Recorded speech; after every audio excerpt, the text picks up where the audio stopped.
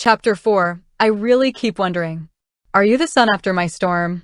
Or are you the reason for my storm? Same day, the court day. While everyone kept staring at her, she leaned in to whisper something to the prosecutor, then quietly took her place beside her defendant. Meanwhile, his eyes searched hers for answers. What kind of ambivalence is this? Macera's eyes were bright. She acted calm, confident. She looked sharp and elegant in her black and white suit and lawyer's robe, watching silently as the prosecutor began his statement. Your Honor, everything is clear. The murder, the criminal, every clue leads to one truth. Mr. Aslan is the murderer. I have all the evidence to condemn him. First, his fingerprints were found on multiple objects in the room. Second, a pen was discovered in the victim's hand, and it belongs to the defendant. Lastly, Mr. Huzur was the last person to meet the victim. Based on the maid's testimony, the suspect even threatened his uncle, not once, but twice. All evidence confirms that Mr. Huzur is the criminal. He handed the files to the judge, who looked through them carefully before turning to the defense. Ms. Yilmaz, do you have anything to say? She stood up, fixed her robe and suit, and raised her shoulders. She was ready to own the stage. While others trembled in court, she stole the show, her power unmatched, because she believed only in the supremacy of truth and justice. Your Honor, there's one absolute truth in life. Nothing can be judged by only one side of a story. Every story has a deeper story. Fingerprints. This is a shared mansion. Anyone's fingerprints could be there, even those of Sultan Hanım, Huzur's grandmother. Based on the prosecutor's logic, should we consider her the killer? As for the pen, do you have proof it belonged to my client? A photo? A signature? Just because someone says it belongs to him doesn't make it true.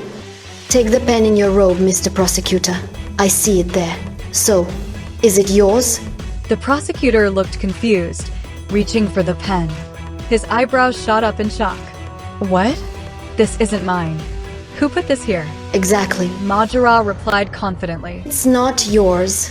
I secretly put it there before the session started, and yet everyone assumed it was yours. Just like the pen in the victim's hand. Just because something is seen doesn't make it true. She stepped forward. And, Your Honor, Mr. Aslan wasn't the last person to see Mr. Hassan. It was the waiter Marjan. Here's proof. She handed a flash drive to the court assistant.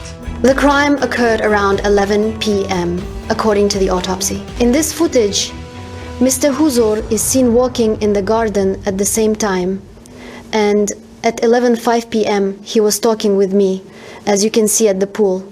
At 10:30 p.m., Marjan appears heading toward Mr. Hassan's room with a tray. The screen lit up. Let's proceed with calling Marjan and Sehar, the maid. Granted, the judge replied. Macera turned to the waiter. Mart, were you present at the event that evening? Yes, madam. Do you recognize Mr. Hassan? Of course. He even scolded me in front of everyone. You were there. You brought him a juice at 10:30 p.m.? Yes, a kiwi juice. Exactly. The autopsy confirmed that kiwi juice was the last thing in his stomach. Did you notice anything unusual? The room was a bit messy. He seemed extremely angry, muttering something like, Huzur, you'll see what I can do. Then he yelled at me. Thank you. And after that, anything suspicious? No, I got busy with the crowd. Great. Now, Miss Sehar. She entered pale and shaking. Huzur couldn't take his eyes off Macera. How could she still trust me? How can she look so calm? Miss Sehar, you used to work for the Yilmaz family, correct? Yes, madam. And now, for the Aslans? Yes, madam. What made you believe Mr. Huzur was the culprit? I heard them arguing. He was speaking so angrily, I got scared.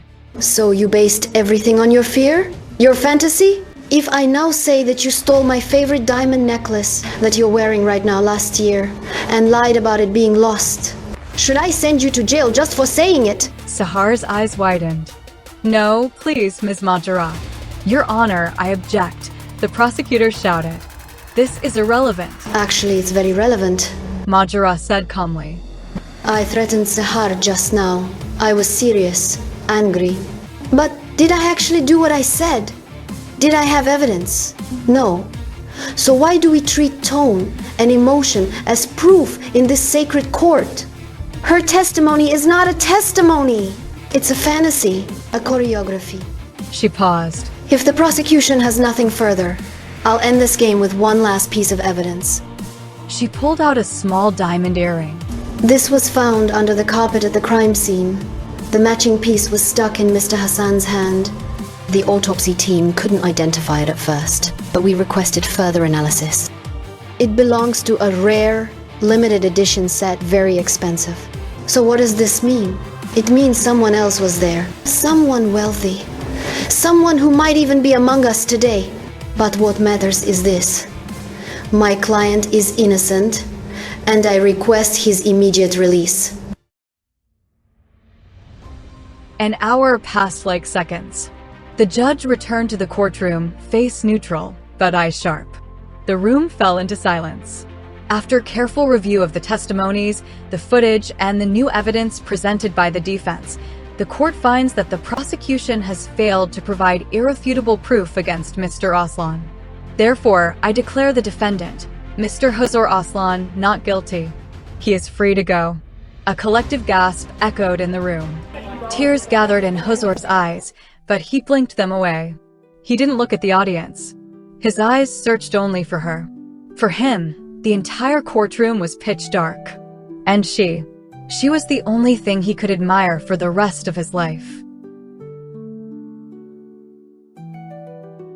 She stood with her papers in hand, firm and dignified. She didn't smile. She didn't gloat. But there was a shine in her eyes. He walked toward her, saying, I don't know what to say, but Then don't say anything. She smirked and stepped closer. I wish I were dead rather than walk into this courtroom to defend you. But truth be told, no one could hide the facts. Now you're free out of the cage. I'm really sorry for the world. And by the way, don't take anything personally. The war hasn't started to finish yet. So, be always ready. She glared at him, eyeing him up and down, then pushed him lightly with her shoulder and walked away, without even turning back. He stood speechless, face stiff with shock. For a moment, he admitted she made him spellbound. Every day, he kept seeing a new shade of her. And from that moment, she became the secret he wants to explore, the code he's eager to decode.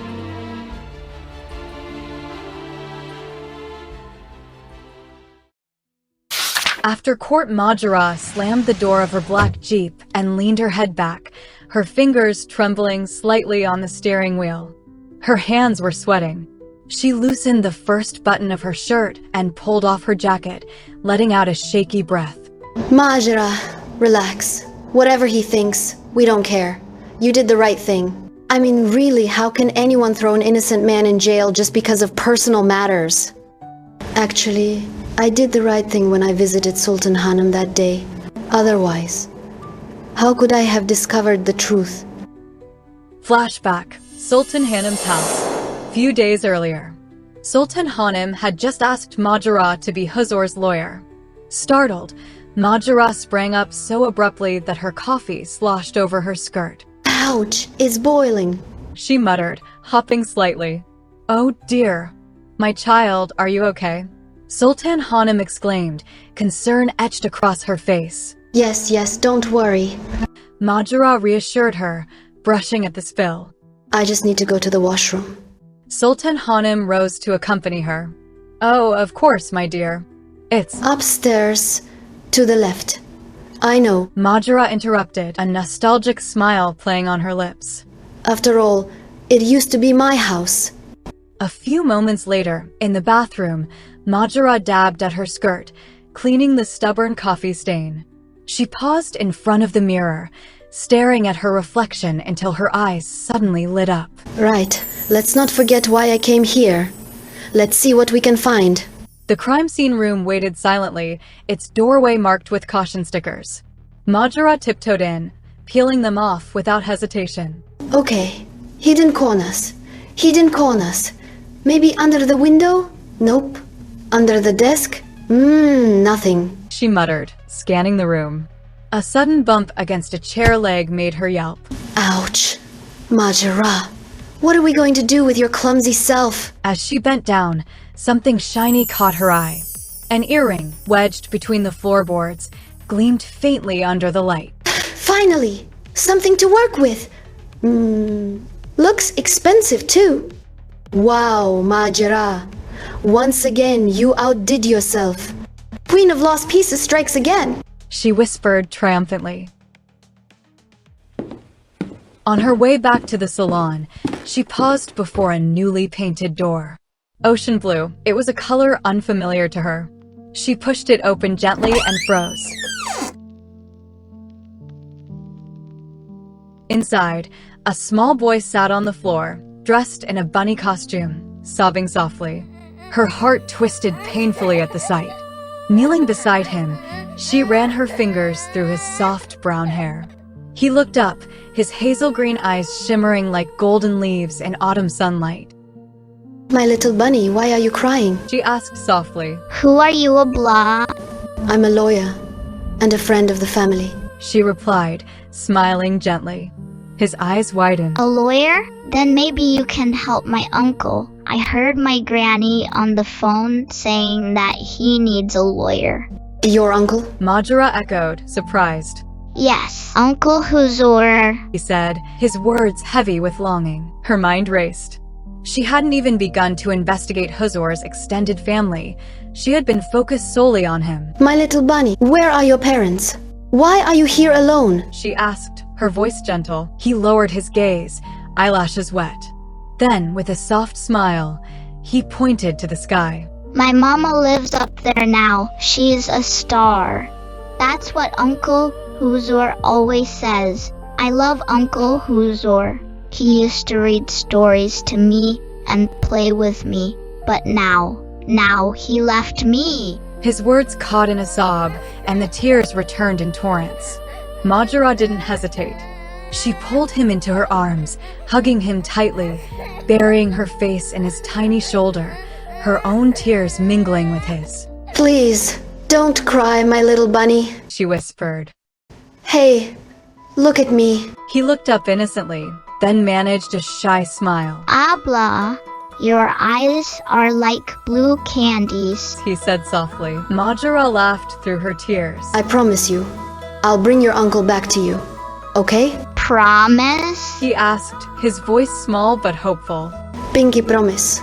She raised her little finger, and his tiny one hooked around it, sealing their vow. Until then, I want you to be a brave boy and take care of your granny. Deal? Okay. He grinned from ear to ear. What's your name, Abla? It's Macera, my cute bunny. And yours? Mujisa. And you truly are. She murmured, gently teasing his tiny nose as he giggled. A miracle that just filled my heart with love. As Macera held Mujiza close and whispered her promise, a soft rustle came from the hallway. Unseen by them, Sultan Hanem stood silently by the door, watching them with glistening eyes, her hands clasped near her heart. There was a faint smile on her face, as if hope had bloomed in a corner she thought long dead.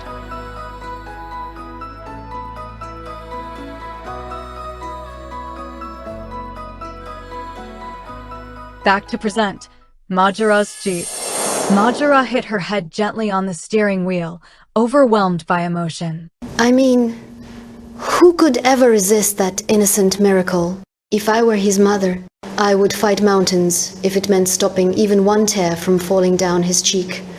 While she was plunging into her thoughts, he appeared out of nowhere.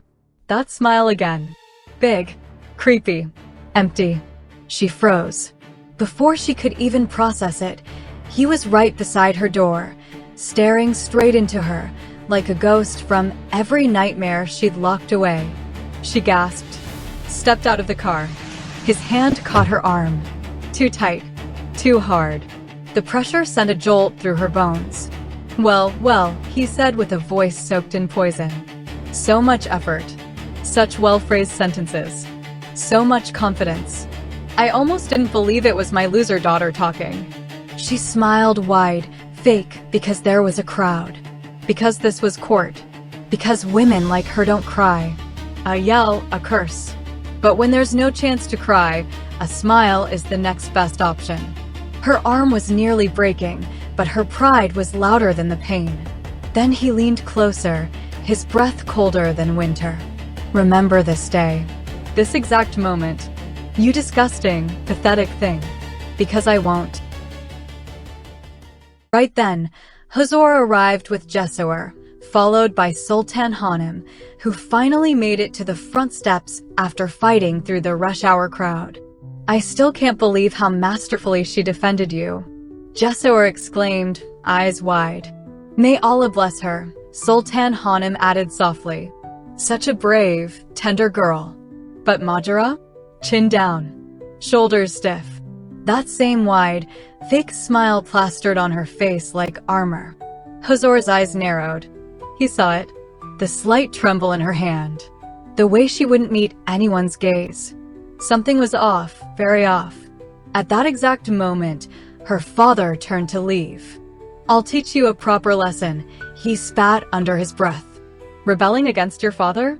Against your own blood? All to defend that filth? You'll pay for it. He disappeared into the crowd like a curse. Her eyes wandered, just for a second, to Huzur. And suddenly, Reza's voice echoed in her ears like a broken bell, rebelling against your father.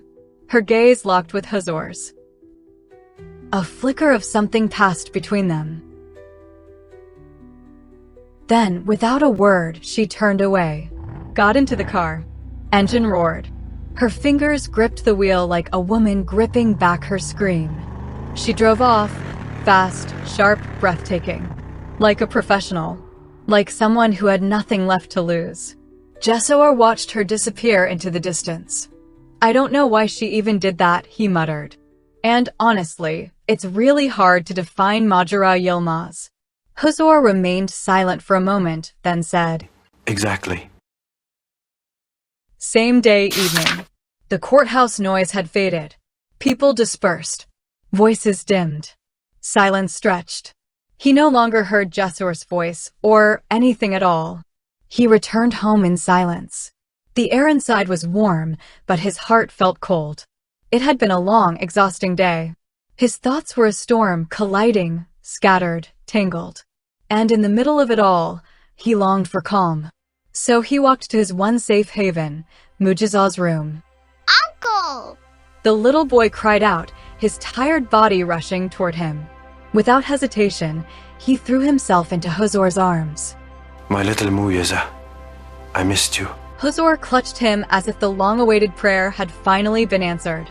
I missed you too. There were tears in the boy's eyes, but suddenly they brightened. She did it! He beamed. Who did what? Huzur asked gently, brushing his hair. The fairy princess! She did it! He pointed toward the small shelf where a blue handmade flower sat. Which fairy? Huzur smiled faintly, amused. She promised me she'd save you, and she did it, Uncle! Huzur's eyes landed on the flower. Small, delicate, so simple, yet so full. He walked toward it, picked it up carefully, and gently twirled it between his fingers. He didn't know it was made by Macera, shaped with her hands, quietly, gently, the day she met Mujiza. She hadn't left words. She had left a piece of herself. But even without knowing, something about it felt soft, personal, honest, like it carried a truth no one dared to say aloud. A strange stillness settled inside him. Then, almost without thinking, he whispered, Why does someone smile when they're in pain? Mujiza didn't even lift his head. Still playing with his puzzle, he answered like it was the simplest thing in the world. Maybe, because they don't want to scare others. Like how I smile when my stomach hurts, so Grandma doesn't cry. Huzur paused, looked at him, at that small, brave face. And suddenly, Macera's eyes flashed in his mind. The fake smile, the trembling hands, the silence that screamed louder than a voice ever could. He sat down next to Mujiza, who was trying to finish a puzzle on the floor. There was one missing piece. Without a word, Huzur picked it up. He stared at it for a second, then fit it quietly into place, and said, half to himself, half to the boy, You're right, my little one. A smile is just another mask we wear to hide our pain. He looked at the flower again. His fingers brushed the petals, this time with softer eyes. And with a voice almost too quiet to hear, he whispered, Fairy princess, huh? and for the first time that day, he smiled without pretending. Same time, Macera walked briskly toward her home, her mind still tangled with thoughts from the courtroom, her heart pounding with tension and unease. She reached the front door and froze. Her eyes fell on the lock, different from usual. She whispering to herself bitterly, What? Oh, the lock. This is my father's way of telling me I'm expelled. She touched the cold metal, a lump forming in her throat. But this time it was different. She wasn't just angry, she was trapped. No safety net, no room to retreat. She had no money, nowhere else to stay tonight. Macera's voice trembling slightly. Well, so this is it. No home, no refuge. Just me, alone, as always. The streets suddenly seemed colder, emptier, as if the city itself had turned its back on her. Every familiar corner now felt foreign, shadowed by uncertainty. Her heart clung to a small, fragile hope that somehow she could survive the night, even with nowhere to go. She gripped the steering wheel tighter, the Jeep's engine humming beneath her like a lifeline, and drove on, eyes scanning every street, every shadow, searching for a clue. 2 hours later, she wandered through the streets, the car idling uselessly behind her. Out of petrol, she sighed, clutching her bag tighter. No money left. Her father's debts had drained everything. The thought of selling her Jeep, the only thing she had left from her old life, crossed her mind like a blade. She could have taken the money Sultan Hanem had offered her for defending Huzur, but she refused. Pride or stubbornness, she wasn't sure anymore. Okay, I have to admit, this is a lovely surprise. She muttered, irony lacing her voice. With nothing left to do, she stepped onto the pavement, deciding to walk toward the office, each footstep echoing in the empty night. The city felt colder now, shadows stretching long across the asphalt. Faces passed her in a blur, but she felt invisible, swallowed by a loneliness that had accompanied her since birth. A thought crept in, dark and daring. What if I just left? Left this town, this world? What if there was another chance to live life in another way, another house, another destiny? Suddenly, a drop of rain fell on her face and interrupted her thoughts. The sky opened, and it started raining. She gasped, then in a sudden impulse, she stopped in the middle of the street, letting every drop wash her wounds, embrace her scars. A strange laugh burst out of her, loud, hysterical, but not of joy. It was the laugh of someone breaking, mixed with pain, defeat, and a desperate refusal of life itself. She laughed until her body gave up, and she collapsed on the ground, wet, chin down, eyes closed. At that moment, she felt as if the rain had stopped, but surprisingly, she still heard the pitter-patter above her. She opened her eyes. An umbrella was shielding her whole body, and a hand reached through. It was him, Huzur. Half of his body was soaked because he was covering her. Her eyes widened, her heart skipped beats. She couldn't understand anything until his voice broke the silence. His tone was calm yet heavy, carrying something unshakable beneath it. I think it's the time. She gasped.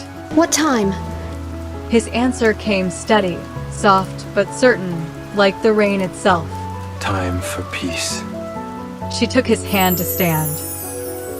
Her gaze locked on the wet forest in his eyes, her eyebrows lifted, steady, unshaken. And she wondered. I really keep wondering, Are you the sun after my storm, or are you the reason for my storm? But as his hand held hers, the word peace echoed inside her again and again. Like the rain's rhythm, maybe for the first time, she almost believed it.